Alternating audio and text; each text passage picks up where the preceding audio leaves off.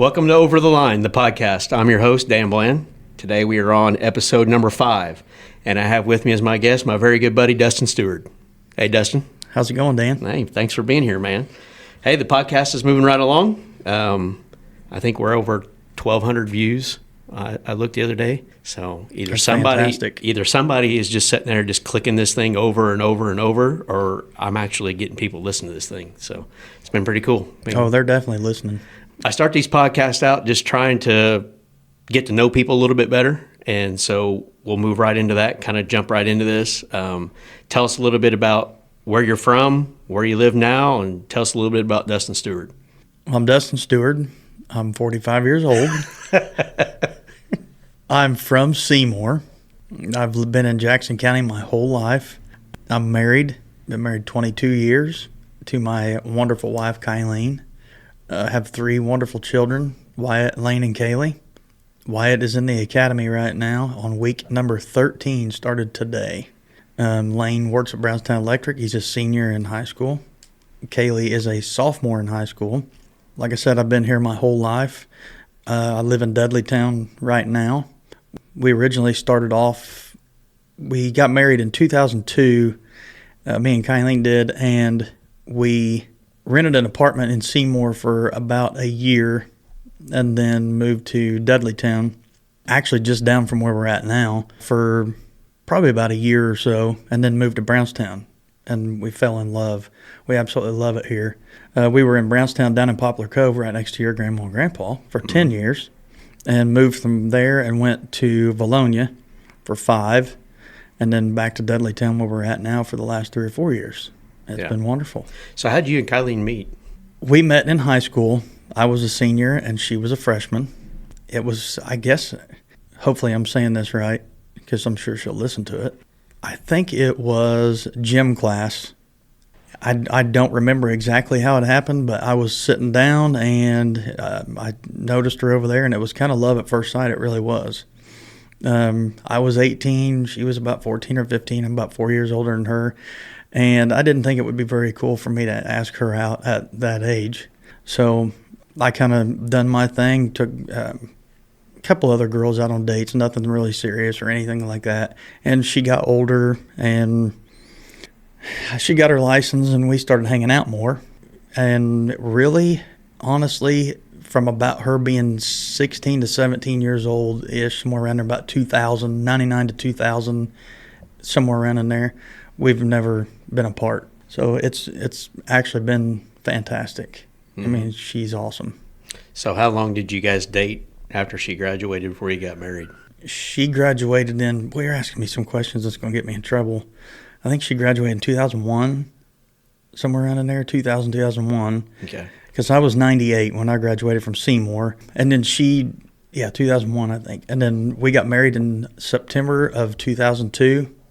And then Wyatt was born in November of 2003. So we didn't have a lot of alone time before we started having kids. You know, you and I have been friends I was thinking about this today. You and I have been friends for, I want to say 16, 17 years, believe it or not. Yeah, it's been a while. Yeah. So, and I've watched all your kids grow up. My kids and your kids are about the same age. And so that's been fun, watching each other's kids grow up and having a good time. And some of the things we've done, your kids were always involved in a lot of sports and a lot of activities, and so was mine. And so I think that was, just made it easy to become such good friends. Living over here in Brownstown, I think, is where I met you. You know, living in Brownstown is kind of what took off with Dustin Steward and a lot of things, politics and everything. And we'll get into that. We've been on the town board and all those things. But you mentioned Wyatt is in the academy right now.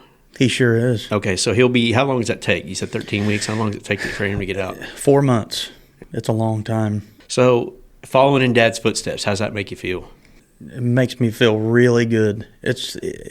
I love it so much, but honestly, when I look back, I can't believe it went by so fast. Yeah, is the thing. But I'm very happy for him. I'm very happy that he did follow in my footsteps. And he's getting married soon, correct? He's getting married 2 months from today, actually. Really? He sure is. Yeah. You know, when your kids follow in your footsteps, I don't know if you have the same feeling about Wyatt as I have had with Jake and Brady following the surveying path. There's days that I'm extremely proud that they're following in my path, and then there's days I go, what in the world have I got my boys into? Oh, yeah. And with law enforcement, you ever have those days you think, man. Absolutely. The stuff that I'll go out and get into, I'm thinking Wyatt's getting ready to do that also. Yeah. And it kind of scares me, but there's other stuff I do. I'm like, man, I wish he was here to see, not so much how this is done, but just to see what it's like.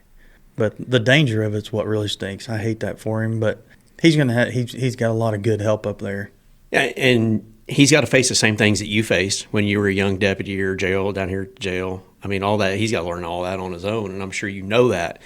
But you just wish that you could bring them through and teach them all that side by side. But he's got to do that all on his own. I've got to know your mom and your dad and your brother a little bit. Tell me about your family. So my mom and my dad, Rick and Mary Ellen Steward, they've been in Dudleytown 30 or 40 years. I can't even remember how long now, but they've been out there a long time also. And that's kind of where I grew up. I actually bought my brother's house that he built in 2000.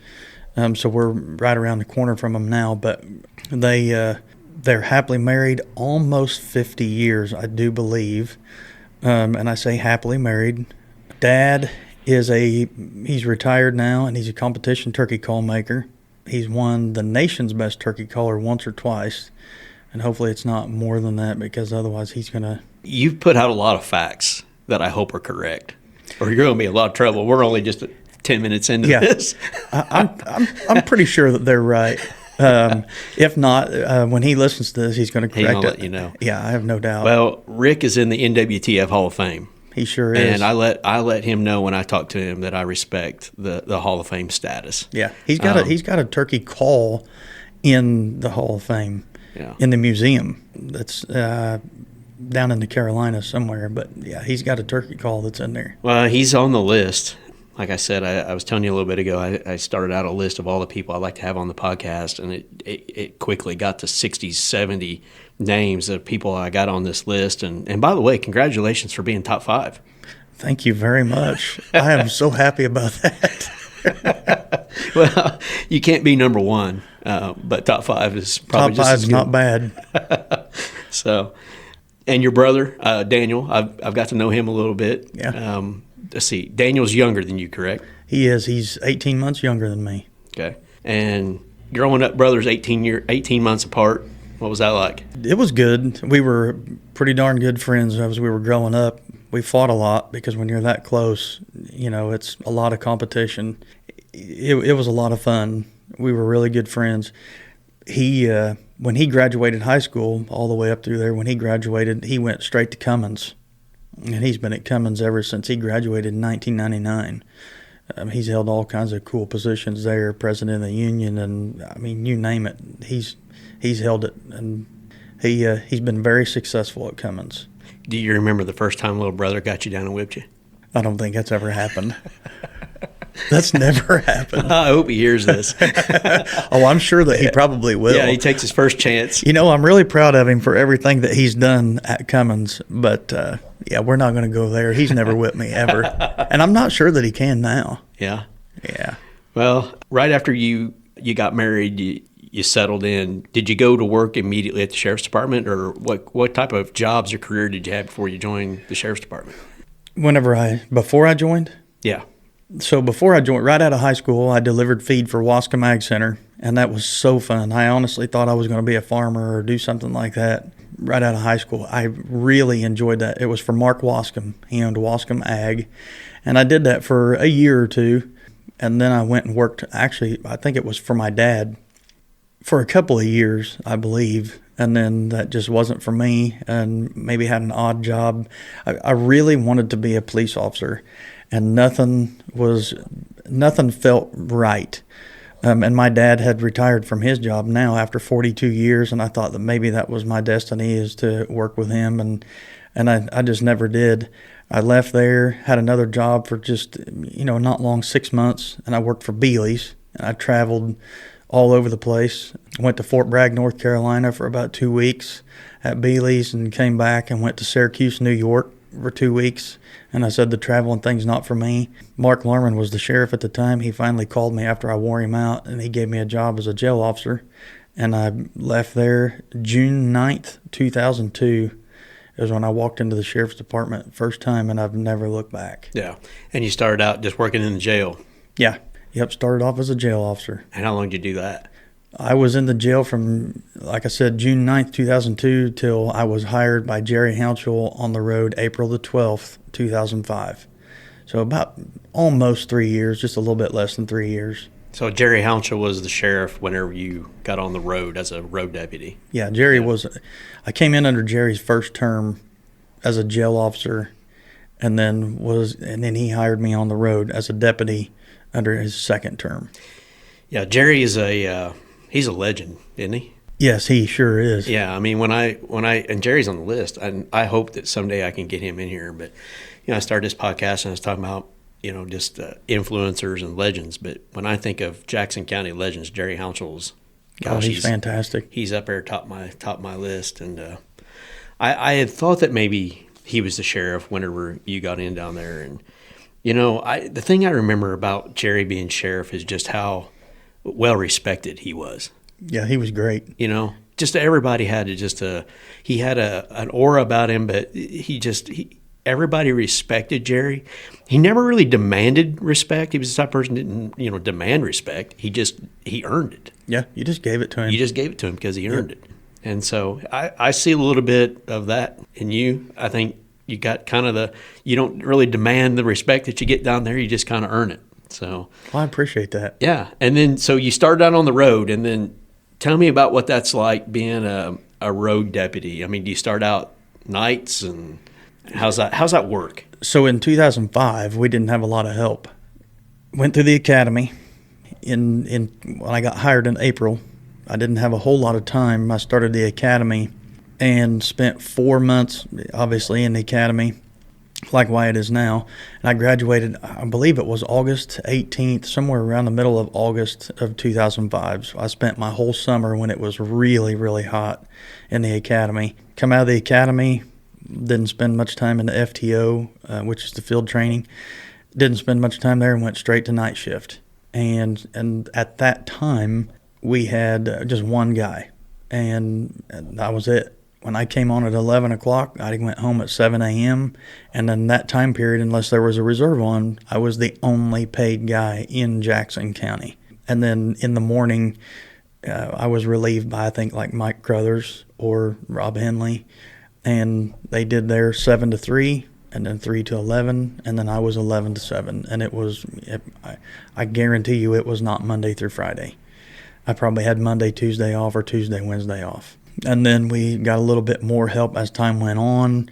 Several of these other guys got hired, Adam Nicholson and several people got hired. We started getting a little bit more help, and then we had an 11 to 11 shift, and I started to move up onto that, and then 3 to 3, and got a little bit more help throughout the years. And then, like, Rick Meyer got hired, and, just a year or so after me, and then finally started getting a little bit more help out there. And, then it was more fun when you can hang out with your buddies and go, fight crime together, Yeah, I think when you and I first got to know each other and became friends, I think you were in that night shift patrol era. Oh, I guarantee it. And I think I did a ride-along or two with you there back in the day, and that was a lot of fun. I don't even know if that's even something that happens anymore. Probably shouldn't, to be honest with you. We do a few ride-alongs here and there, but you got to be 18 or over. So. Yeah. And I remember you being the only guy on a late shift and all the calls, and you were here and you were there and busy nights. And so what was that like, from, let's say you're in Seymour, and then you get a call and you got to go to Medora, or you got to go to Crothersville, or what was it like being the only guy on a night shift patrol trying to look after and try to keep Jackson County under control? Sometimes it was scary, but you didn't show it or say that you were scared, because back then you didn't have a choice. You were the only guy, and you asked for it, and you knew that when you took a job in Jackson County that you were the only guy on. Yeah. And that was just the way it was. There's no backup. at that There's point. nothing unless Seymour comes out and helps you, or if you had a state trooper on, something like that. But other than that, you were the only one on for Jackson County. Actually, it was at Phil Typen's house one time. A guy had stole another guy's truck and drove it to Phil's house, and I was in Norman. And, if anybody listening to this knows where Norman's at, it's way northwest in our county. And Phil lived out where I do now on 400 South, just about a mile from me or less. And that's a haul. Being the only one on, I had to get moving pretty quick. And it still took forever to get there. I mean, we ended up arresting the guy for stealing the vehicle, but it took a long time to get there. And there wasn't anybody else that I could call to say, hey, can you go ahead and start that way with me? Yeah. I was the only guy. Well, Jackson County it's a big county. I think we're Sixth. Sixth. I think we're the sixth biggest. As far as land area. Yeah, we're big. Yeah, and it just seems not only is the county big, but there's a lot of rural towns that are extremely spread out. Yeah. I mean, there's a lot of miles in between. Yeah, we tell our new guys, once you get, you think you know the county, and you even grew up here, let's say, and everything looks totally different at noon, a nice sunshiny day, but you get out here in the middle of January and there's snow on the ground and it's midnight. Or Jackson County, I can't believe we don't float. When Jackson County floods, it floods. And then you think you know it, and trying to get to 256 from here when everything's flooded is very hard to do, and not having a crash, at midnight and it's pouring down rain, it's flooded, it can be hard, and you're going to a fight or some crash or somebody needing help. It can be very stressful. I would imagine there's a whole lot of highs and lows being a police officer. I mean, one day you feel like you're either saving a life or really making a major contribution. The next day you probably want to go home and ask yourself what you're doing. How do you deal with the highs and lows of being a police officer with some of the things that you've had to see and endure? Because, you and I've talked as friends. You've had a lot of good days where, you really feel like, and I know you give a lot to this town and this community, but I know you've had some things that you've seen that you wish you wouldn't have. I mean, how do you deal with those ups and downs? First and foremost, obviously, is say your prayers. I believe in the good Lord. And second of all, a super strong marriage. I mean, Kylene has heard a lot of things. She is my rock. She is my everything. And she really gets all the complaints that everything I see and do. There is a lot of highs and lows. You see a lot of, sometimes it seems like there's weeks go by that you see a lot of death. And especially as I get older, I wonder what those families think. A long time ago, it wasn't always that way. I was ready to move on to the next call and go 100 mile an hour and run lights and sirens. Now I go home and, I talk to Kylene a lot about, what I see and what I do. And there can be a lot of lows, but the good days far outweigh the bad. Whenever you get to help someone, you save someone's life that may have been not me personally, but you get to talk to the guys that saved somebody that was choking or having a heart attack or whatever it was, and they actually do pull through, and then they call me as the chief deputy and want to talk to those guys, about the good things that they've done. But I will tell you that the good days far outweigh the bad. They really do. It seems like our country has changed a lot here in the last 5 or 10 years as things became more political with the police. I know it's not like that here in Jackson County. We went through a few years nationally where the police seemed like they were public enemy number one a lot of times. It was always on the news about this or that. Thank God we live in a community that supports the police. Do you feel that way? I mean, it feels like even through it all, I remember turning on the news and it was, somebody bashing the police here or there or trying to do this or that. It always felt like Jackson County Sheriff's Department, Brownstown Police, Seymour Police, it seemed like our police locally have always been heavily supported. But what was it like to see all that on TV and see your fellow officers being put through what they were put through? I couldn't even imagine what they were going through. I saw that, and it just breaks your heart. But what I will say is, thank God we live in Jackson County. We are very heavily supported as the police in this town, in Seymour. I mean, in this entire county, we have a lot of people who every day, it doesn't matter where you're at, whether you're out to eat or you're on a call, thank you for your support or thank you for your service. I mean, the people here it's a different kind of people. They're fantastic. I mean, they absolutely love us. I couldn't imagine living in one of the big cities where you got a chance of just while you're driving your car, not even on a call, getting shot or spit on or throwing something at your car. The people here really seem like they love us. And we have a fantastic group of guys at the Sheriff's Department. And I really rarely, if at all, hear bad things from this community about the Jackson County Sheriff's Department. Yeah, it's got to change your entire outlook. Going to work every day, knowing that you're appreciated, right? Oh, absolutely. It feels really good. Yeah. I couldn't imagine going to work in a place where people just hate you and getting up every day knowing that the people hate you or they just don't want you there. I want to talk about you were on the road and then worked your way up, I guess, into kind of a day shift position. Is that how that works? As you gain seniority, is a lot of the shifts and stuff down there based on seniority? Yeah, you kind of work your way up through and you hope for day shift one day, or at least I did. Yeah. I was never a night shift guy. And then, I did not like nights. And then you were just a road officer and then became chief deputy, 5-6 years ago? Yeah, in 2019 when Rick was elected sheriff, he promoted me to chief deputy and have been chief deputy ever since. What kind of experience have you gained from that? I mean, tell me about the role, about the position. It can be stressful at times when you manage, when you're right underneath the sheriff and you manage.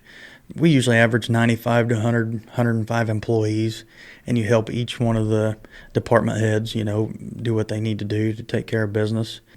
What really helped me with this is I spent 13 or 14 years on the road before I became chief deputy, so it makes it easier when you manage. My biggest job is managing the police officers, and when you manage officers, it would be very hard if I hadn't been on the road to manage someone, thinking, what in the world are you doing out there? And now I know what's going on. I may not know exactly what they're doing, but I've been there and done a lot of that kind of stuff. And it makes it easier to say, I understand, I've been there, instead of, if he would have hired someone from outside, they would have been like, I don't know what in the world they're doing. Yeah, the experience of I started here. You started in the jail and then promoted to the road, so you kind of know what everybody's going through a little bit. Yeah. So how do you relax? How do you go home? It's kind of a shifting gear, but seeing the things that you saw for years, the highs, the lows, the good days, the bad days, like what do you do to kind of pull that plug and wind down and relax? What's your hobbies outside of work? Nowadays, it seems like I go home and I'm trying to enjoy as much time with the family as I can, but my gosh, Wyatt's in the academy. Lane's always busy with sports and working, and everybody's getting older. If they're not home, I used to think about, like, man, I wonder what it's going to be like one day whenever we're not 100 mile an hour all the time, and that's almost here. Yeah. And it's really kind of odd that it's just me and Kylene. Yeah, I'm going through the same thing, and we still got one in high school, but I'm starting to see that end of the tunnel there. And, I know for my wife and I, we would be going in different directions with kids and sports, and you'd almost just wave at each other as you were going through a drive-through or something because you lived such busy lives trying to get kids to sports and everything else. But I know you grew up in the outdoors hunting. I know your dad brought you guys up, you and your brother hunting, and you and I've got to do a little deer hunting and things like that in the past. Probably don't do enough of it, by the way. I know. You definitely need to take me to some of your spots. I actually killed a doe at one of your spots one time, but yeah, we need some more of those spots. Yeah, I tell you, we do need to get back in that. I tell you, those are some fun hunts. I think back on it, that was some of the funnest. Yeah, I tell you what, being in the same woods with you, there's never a dull moment. That's probably about the best of all I can say. But I like to have a good time. You like to have a good time, and it can get boring sitting in a deer stand, but it never gets boring sitting in a deer stand with you on the other side of the woods. No, No, I like to keep it interesting. You try not to check your phone too much when you're deer hunting, but you can't help it when you're on the other side. No, we had some good times, and I know you still to this day you enjoy being outdoors and hunting, and you brought the kids up on hunting. Still do quite a bit of that. We really do. I've had some of the best times of my life. Wyatt, Lane, and Kaylee I've put each one of them through hunter ed. My mom and dad have taught hunter ed for a long time, and I put each one of them through hunter ed. I got to sit with them in a 2 or 3 day class, each one of them, and each one of them have killed their first deer with me. And that was fantastic. And then it really broke my heart. Oddly enough, I do have a sensitive side. And when Wyatt wanted to hunt for the first time by himself, that hurt me worse than anything. And then when Lane wanted to hunt by himself for the first time, it really hurt because I looked so forward to going and hunting with him in the deer stand. And this past year, and obviously Kaylee, she's killed a couple of deer, and I never thought I would also say that seeing someone else kill a deer is more enjoyable than me. Yeah. Because when I was younger, there's no way. And when she killed her first deer and her second deer, I don't know if I almost threw her out of the stand or if I almost fell out of the stand, or I can't really remember. And then this past year, she said, "Dad, I think I want to give it a shot by myself." And that was the last one. And that was it. Yeah. And I'll be honest with you, and I've never told anybody this, but now I'll tell everybody. I sat and almost teared up whenever I was in the stand. I watched her actually go with her little headlamp on all the way across the field, 300 or 400 yards across the field by herself, climb up. She knows to put her tree stem belt on, do everything first, and then pull the gun up and load it, make sure her red dot's on and everything else. And then after that, she's like, "I think I want to try it again. I think I want to try it again." Of course, the cameras would go off when she wasn't there, that the deer were there. But yeah, it's I went through all that too. It got to the point. I remember, back in the day when you and I hunted, this is before our kids probably started hunting. Yeah, and it was a long time ago. And it was all about us. It was all about, that was our time away. It was all about what we were doing. And then you start hunting with your kids, everything changes. It all becomes about them. And I remember when Jake went off on his own first time, and I was just a nervous wreck. And you hear that gun go off for the first time, and you're not there. It's a proud moment, but things are, you never go back to that. Oh yeah. He doesn't call me today and go, "Hey, Dad, how about we go sit together again?" It just doesn't happen. Once those days are over, they're over. So yeah, I get that. You do some running now too. Are you running some? Not as much as what I did, but and I just posted something too that said, this is what happens when you let yourself go over the wintertime. I was running, 5, 10-ish miles a lot. I was running with Brett Turner and all those guys, and just had such a good time doing it. And one of the guys at work, Daryl Persinger, got both knees replaced, not at one time, and he said, you better slow down on that running, or when you get older, you're going to get your knees replaced. Well, it kind of freaked me out a little bit because my knees were hurting a little bit, and I swore I was going to get both knees replaced next week. Yeah. So I just kind of relaxed on the running a little bit, and then it got easy to just chill out on the running. But I'm back in it now a little bit. I think I'm going to stick to the 5Ks, the 3.1s, instead of 10 and 15 miles. But you asked about the release earlier. That really did it. I could run down through the bottoms and just plug in my headset and just be left alone. And it did hurt a little bit, but that's it. It was fine. I had a good time doing it, and I'm back after it now. So it's very enjoyable. I love to run. Yeah, I have a rule. I don't run unless something is chasing me that's bigger than me, which is pretty much anything that chases me is bigger than me. I was just getting ready to ask you if you wanted to go on a run with me. No, it ain't happening. So if it's a bear or something chasing me, then I'm running. Other than that, I don't run unless I have to. That's not the first time I've heard that. Yeah, I pack enough surveying equipment up and down the hills. But oh yeah, you're good. I don't know. If Jake and Quinn was here, they'd tell you that doesn't happen either. So, but yeah, I know you do your best to stay in shape, and you got a runner in the family too. Oh yeah, Kaylee is really, really good at running. Yeah. Like way better than me. She can't run with me. I won't let her get too far ahead. She gets mad at me because I won't let her get too far ahead of me because I'm not going to let her do that, especially down in the bottoms. But she does cross country, and she did rather well at it. Well, you're being modest. She did really well. It's been a real joy to watch her run cross country because I saw her run, as a freshman and how she's been getting better and better. And she's going to be really, really good in another year or so. I just hate it that she didn't get into it as a freshman, and I'm not real sure why. She's done track and cross country now as a sophomore. I don't remember if she did track as a freshman, but not cross country. So she didn't start cross country. She started cross country her sophomore year? I think it was her sophomore year, and then she became, I can't remember if it was at regionals. She ended up running, she's the fifth fastest girl in Brownstown history. She's on the board now. Wow. Yeah.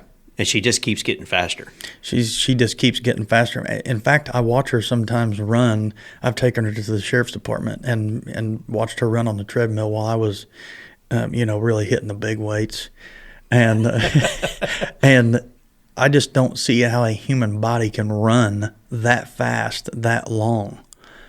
It looks like it really hurts, and then she'll get done with that. Or at some of these track meets where kids are falling over, and she'll be coming up to them after running when it's 95 degrees outside and saying, "Do you need help? You okay?" That's just the way she is. Like it's nothing. Well, this makes sense. She got her mama's athletic ability. There you go. It didn't come from you. Definitely not me. Yeah. Let's go through just sitting here looking through the list of all things I was wanting to talk to you about. I don't want to get too scattered around. I know you're involved in a lot of community things that we have going around. Tell me a little bit about some of the things you're involved with as far as community involvement. Well, I am involved with Leadership Jackson County. I graduated that a couple of years ago, and now I'm on their board, which, that's great. I really enjoy that. I'm on the Lions Club. That's been a lot of fun so far, too. And I was trying to think of a couple other things. I'm involved in quite a bit of it. I really do enjoy volunteering and doing different things with the community. I attend several meetings with the Sheriff's Department, the CIT training or CIT meetings. I really can't even think of all of it. I would have wrote a few things down if you'd have told me. Well, that's what makes an interview process. Yeah. I write them down, and then there's then questions. Yeah, yeah, but there are questions that you don't know that are coming. So it's a little bit more back and forth. And I do enjoy giving back. I feel like, and we kind of talked a little bit about this before we came on, is that people really take care of me, and I enjoy that a lot. So I feel like it's kind of my responsibility to take care of other people, and I wouldn't ever want anything for that. I do it, and I was always taught to just do it, and that's what I teach my kids is act like nobody's seen you do that. It should make you feel good when you lay your head down at night. You don't have to tell people that you did good. Just prove it, to yourself that you can do it. Yeah. So you've tried to raise your kids with a lot of the same influences that you grew up with. I know your mom and dad has taught you not only right from wrong, but I know your mom and dad, and they've made you a lot of the person you are today. They sure have. Back to the hunting and the stuff that I've tried to keep or teach my kids, and you name it, a lot of it has came from, if not every bit of it, came from the way I was raised. My mom and dad were fantastic role models. My dad taught me everything and still teaches me to this day. If I have any questions about anything, he would be glad to answer them, and it seems like he knows everything.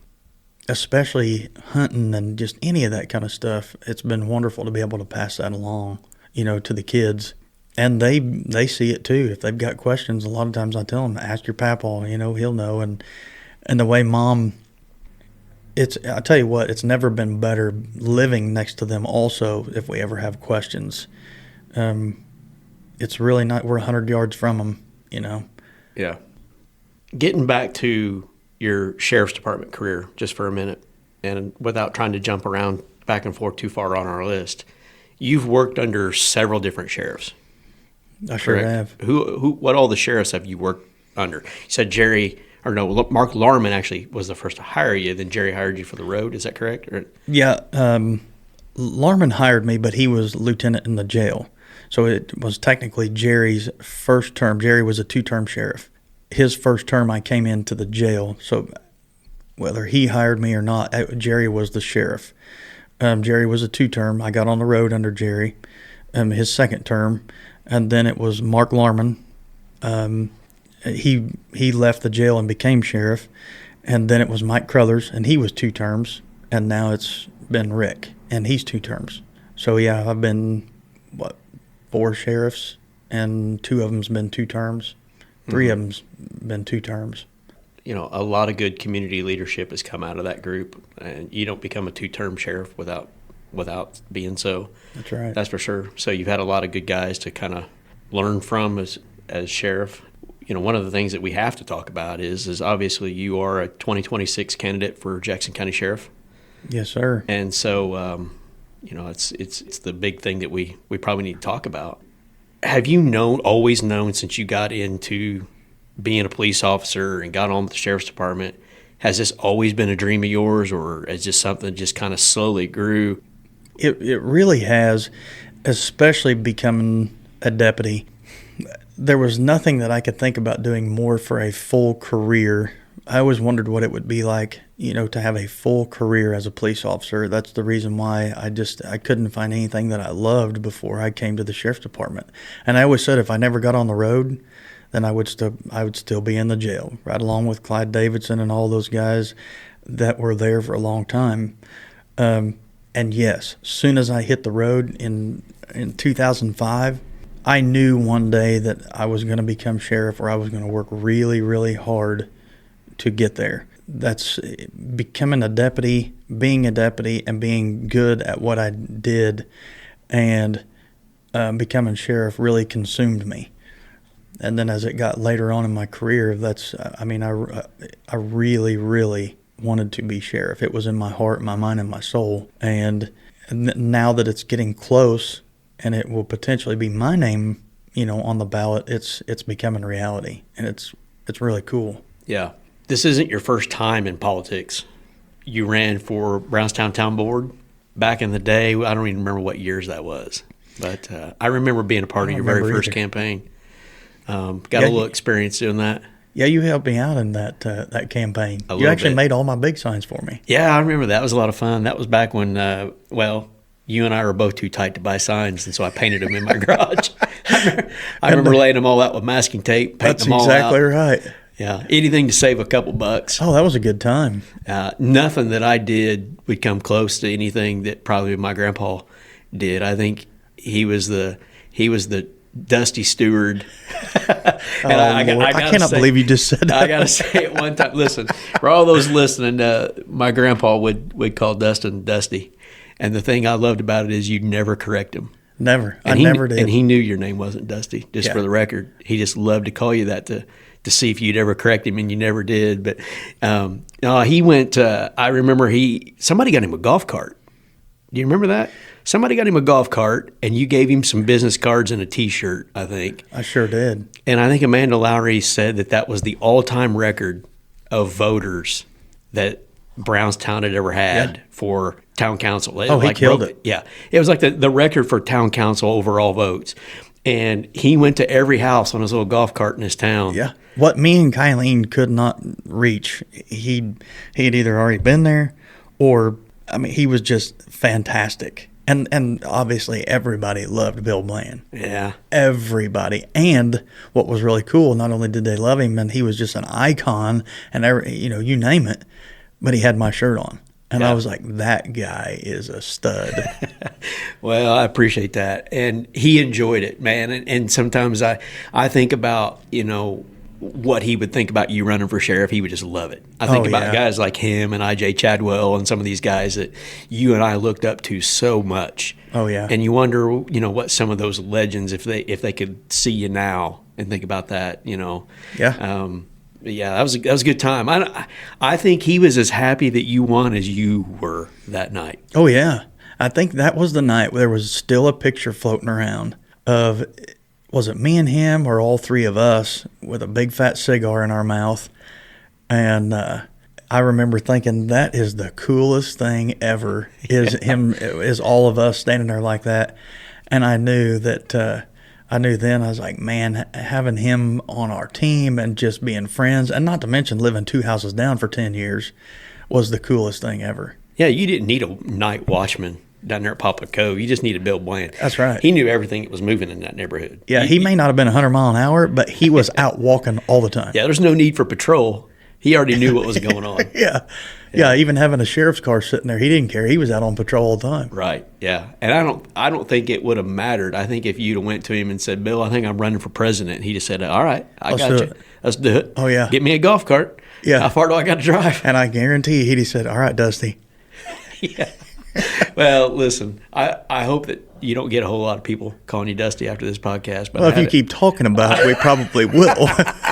Yeah. Oh, my goodness. No, I just did it in memory of Grandpa. But I guarantee your grandpa is looking down now saying, oh, they're back at it again, and laughing. Yeah. But, man, that was such good times. And, I remember going up, hanging around all the signs and doing all that. And how long did you serve on the town board? Do you remember? I served, I think it was about 3 to 3.5 years. I had to get off the town board because we ended up moving out into the county. We had to. It was too good of a deal, and our family was getting way too big. Otherwise, I would have never done that. I would never have left. But it was only about 6-ish months early. And you learned a lot in that role about budgets and things like that. I mean, It wasn't just making decisions about town policy. I mean, you're trying to manage a budget, trying to manage departments. Yeah, I was young then. I sat on the council with some great guys, and managing, you become familiar with budgets really, really quick. And it was really cool to study the numbers and look into different things. And we got pretty darn good. There was 4 of us that got on all at the same time. And we had a really good time dissecting and going over different things. And you learn a lot. It was a lot of fun. Yeah. And knowing that you were making the town better at Absolutely. the same time. So I'm sure a lot of those skills prepared you for the position that you're in now. Yes, it sure did.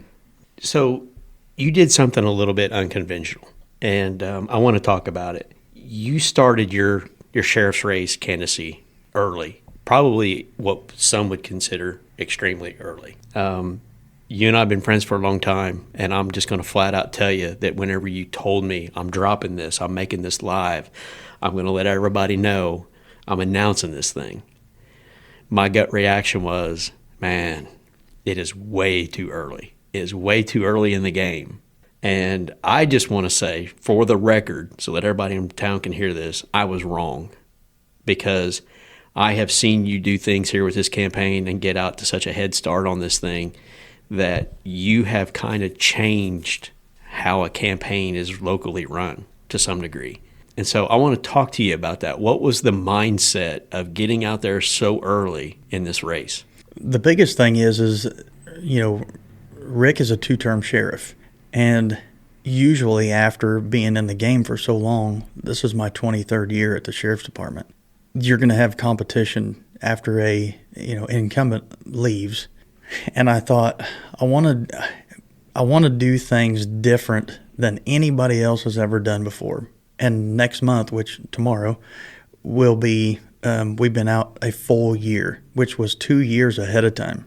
And yes, people said we're crazy. And people said that may not be the best thing or the smartest thing that you've ever done. But now, due to the overwhelming support, it blew up. In fact, we had prayed about the support, and when I say we, I never like to say I. We meaning, your whole team and me and Kylene.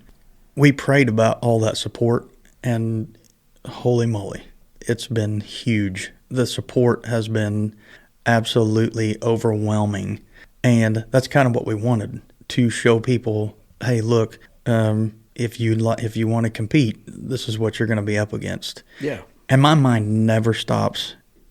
I drive myself insane thinking how I can do something different, and maybe not always better, but to get out front and maybe do it first. Don't need just the cookie cutter race to come out, run, you either win or you lose, and you campaign at the fair, and over and over and over. I wanted to do it way ahead of time. Yeah, you set the bar, so anybody that signs up in this 2026 sheriff race, you set the bar. They're automatically playing from behind. I mean, was that kind of your thought? Is, look, I'm gonna set the bar. I'm gonna get out ahead, and anybody who wants to sign up, that's fine. But they got to know who they've got to catch up to. It sure was. Was that your mindset? Yeah, I wanted to make it, not trying to be rude or anything, but I want to make it rough. I want to make it rough on somebody to jump in and just say, if they just think that they were going to jump into my career or my job and say, I just want to be sheriff, I'm going to give it a shot. That's not the case. You got a lot of work to do. We have some of the best supporters in Jackson County. That it's been mind-boggling, the amount of support and all that kind of stuff. And I wanted to make it hard on somebody to just say, I think I want to be sheriff. Yeah. And I want to make it to the point where maybe they'll just say, maybe not this time. Yeah. Well, I don't want to walk in, the attitude's going to be, I don't want to walk into that buzzsaw. Yeah. And so we're coming up on getting close to a year to the primary, the May primary, be the 2026 May primary. Yep. But I personally feel like anybody that would try to sign up now to run on the primary, even though they're a year from the primary, is playing from way behind. I hope so. Yeah. I would sure hope so. The amount of work and the time that we put into it just, it's your God-given right if that's what you want to do. And if that's what people want to do is sign up and run, then so be it. They can. But the amount of work that we have put in, when I say that we have done deliveries, meaning clothing and sitting up late and me usually stressing Kylene out pretty bad, and I hate that sometimes, but she knows what could be in store for our future and the community and this county's future. It's worth it. And my goodness, we have put a lot of work in, our whole team. I can't believe the amount of people that's wanted to come out and help do that kind of stuff. It's been fantastic. Yeah. Like I said, it's so unconventional, right? I mean, I'm sure you heard that from a lot of people. It's way too early. Oh, I've heard that a few times, but I guess I like to prove people wrong. Yeah. And say, I've said several times now to the people that are very close to me that I want you to pretend like we're losing. It makes you work harder every day to win.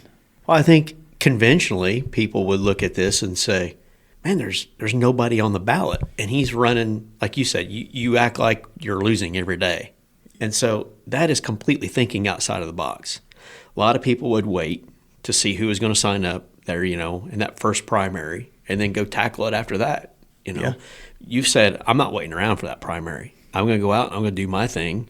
And I let me be one of the first ones to say I was wrong. And I'm glad that you've done it because, man, I think you've completely changed the way you run for local office or maybe even on a bigger level.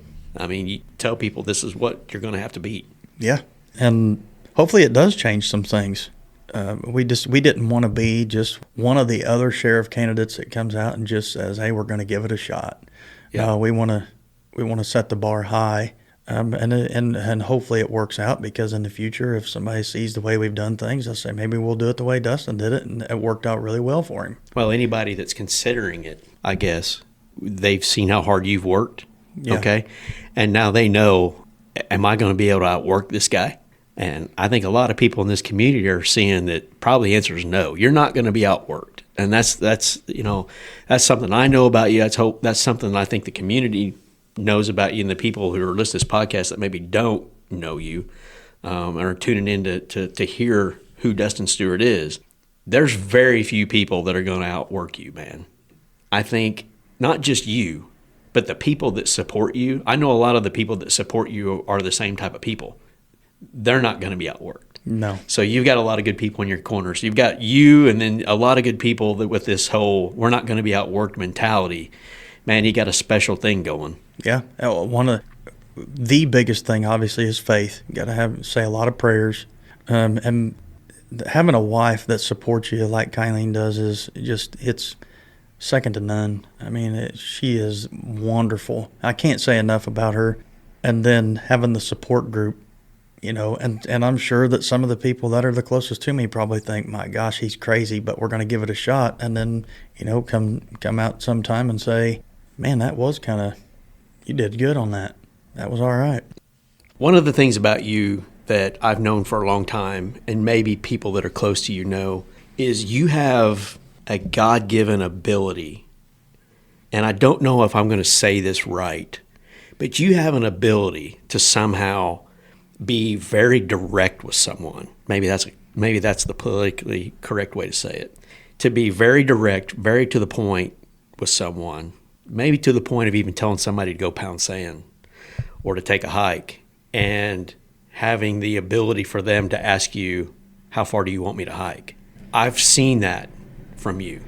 You can be the nicest guy in the world, but when you have to get serious and you have to be that guy, the people that you had to be that guy to still seem to respect you. That is a rare quality, man.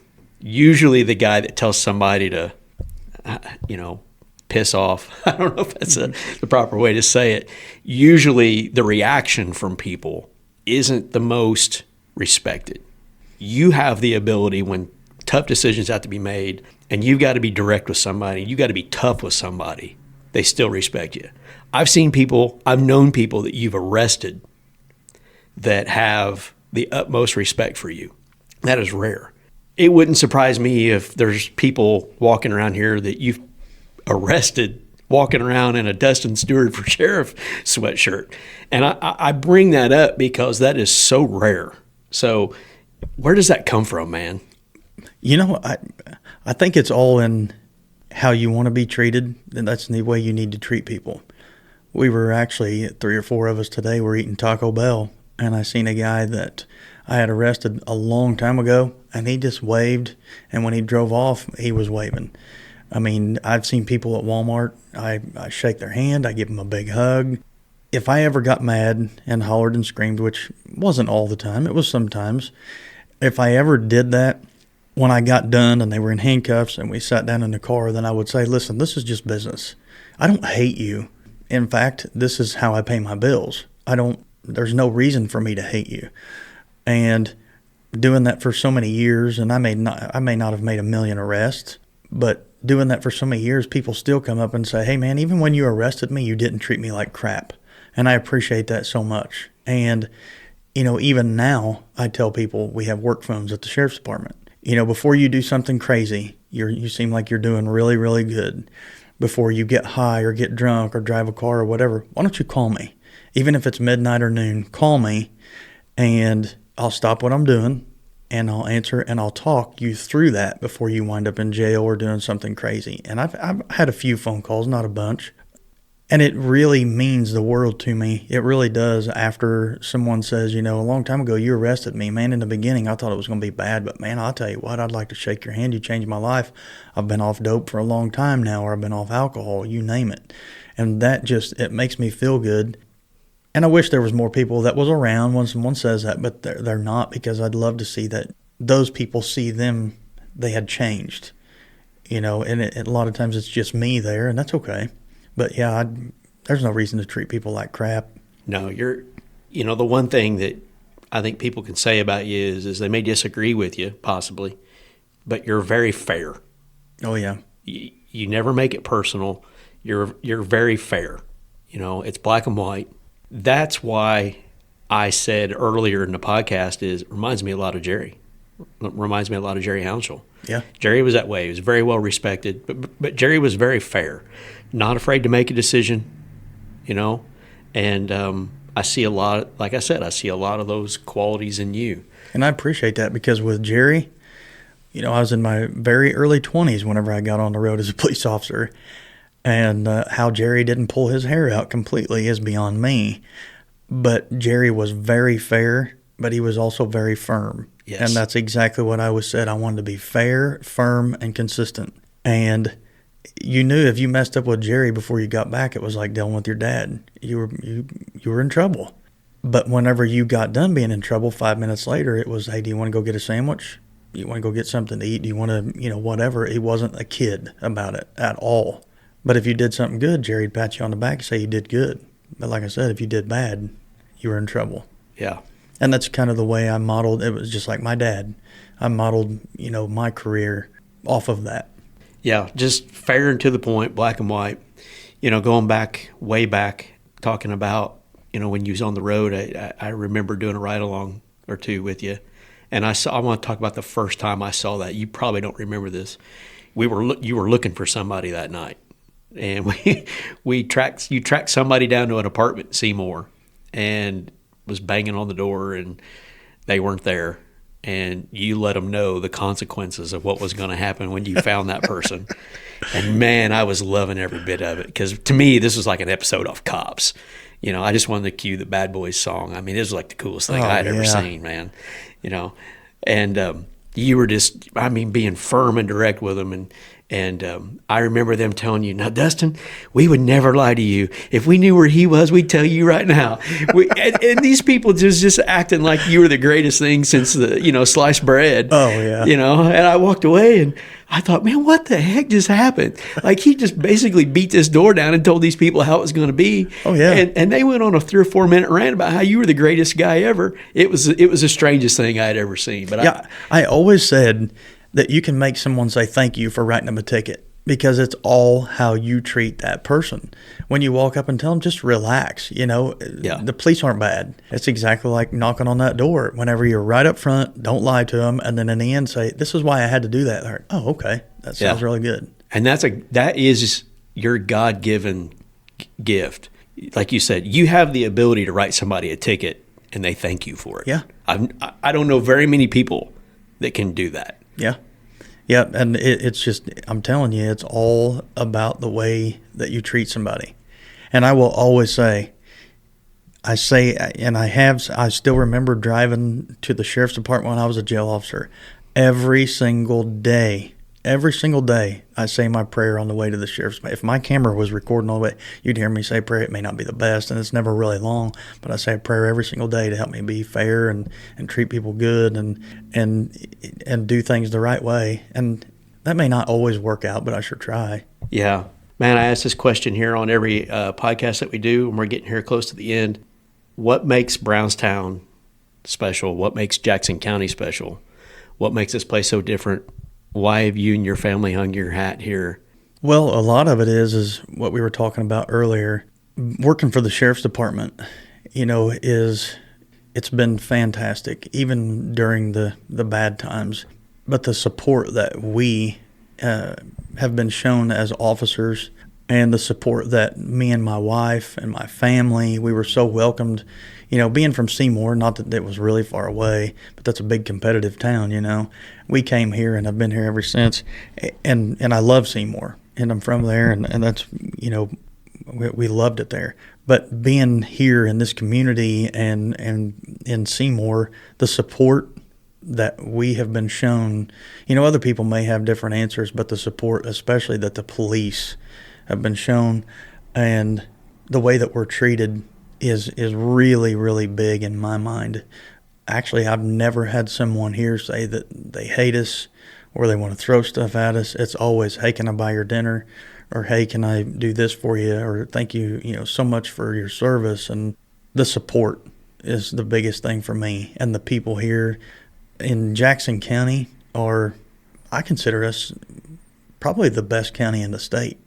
And I would not and have not lived anywhere else. I would want to be here for good. Well, buddy, I want to thank you for coming to be on the podcast. I don't think that the people listening to this will give us near the credit that we deserve for being as well behaved as what we've been. Oh, man, it's been hard. It really has, man. I tell you, the first 4, it kind of went down a list, but with this one, for some reason, it's been really hard not to crack a joke or have and maybe we probably should have had a little bit more fun with it. But I've had a lot of fun. Our wives would have said, "Yeah, you guys just need to grow up." Oh, I guarantee you, Kylene would be sitting here saying, "Oh my gosh, please tell me you did good."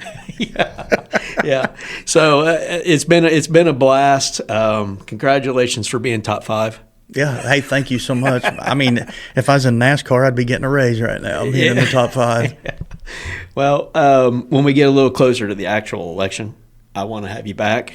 Okay. And we'll talk about how the race is. I'll have a lot more gray hair by then. You'll be a little worn out, and you'll be ready for it to be over. But I want to interview you when that time actually comes. We talked, you and I, before we turned this recorder on, about how it never dawned on me, but there may be a guest appearance where I have a co-host, and I never thought about that. But I may have you in here to co-host with me sometime. And the neon sign. Yeah, I need to get a neon sign that says over the line. See, I just got a lot of good ideas for you. A lot of good ideas that were. It's amazing the good ideas that flowed here tonight. Oh, see, now we're starting down that path. Yeah, I know. We got to wrap that's where we wrap it up. Right yeah, there. you probably should. So, all right, buddy. I sure appreciate you. Thanks for coming. Thanks for having me, Dan. All right, see you. Are you ready? Sure. All right. I'm ready. All right, here we go. See, I can already tell that having these on and talking in this is going to be fun. Oh, it's and I gonna be a want to do blast. this a lot.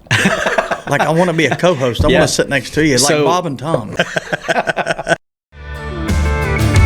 it takes a man with some patience and a famous reputation for running long and hard both